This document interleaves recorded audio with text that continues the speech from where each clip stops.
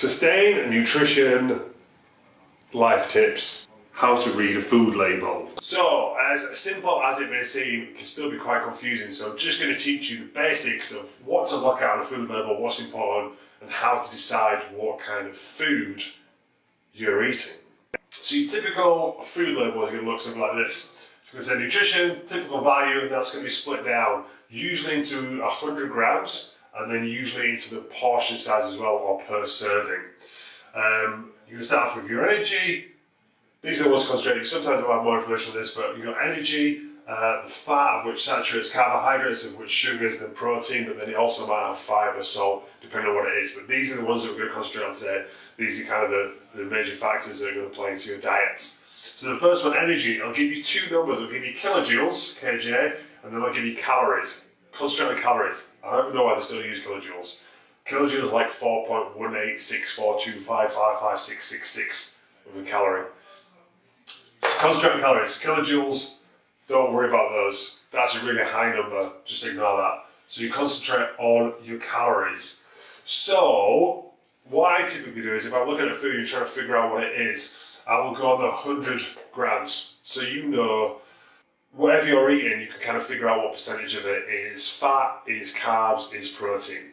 So stick with the hundreds, unless you're tracking foods, but stick with the hundreds and you can figure out more of the percentage. So you know if something has 50 grams of carbs in about 100, every mouthful you have, half of that is carbohydrates. So look at this one. So this is for white bread. So per serving, that's per slice, but we're going to concentrate on the 100. So each 100 grams, 235 calories. Fat, there's 1.5 grams. So it's 1.5% fat every mouthful.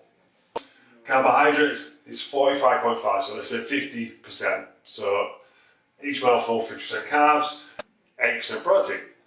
So from this, nice and easy, it's very easy to assess that this is a carbohydrate. Look at the highest number, right, 45 versus 1.5 versus 7.7. So it's got some protein in it, it's got some fat in it, but that is going to class as a carb. It is as easy as that. So now we're going to move on to a tricky one.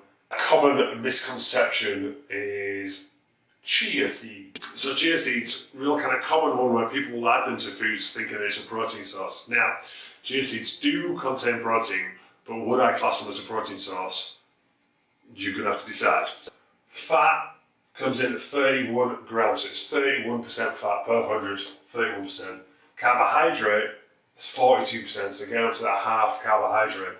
And the protein is only coming in at 17 grams, so only 17% of your serving is going to be protein. So like I said, it contains protein, but then fat is almost double the amount of protein it is, and then carbs is just over double as well. So getting up to 3 times the amount. So when people think it's a protein source, this is why it's important to kind of have a look at labels and figure out what is actually in the foods. So we've got something that you think is a protein source actually taking on twice as much fat and nearly 3 times as many carbohydrates for it.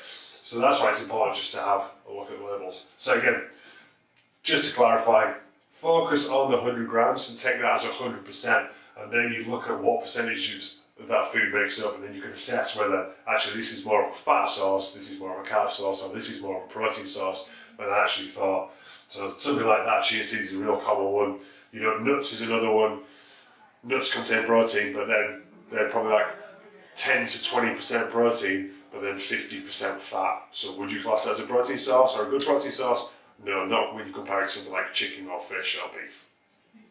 Thus ends, school's out, class dismissed.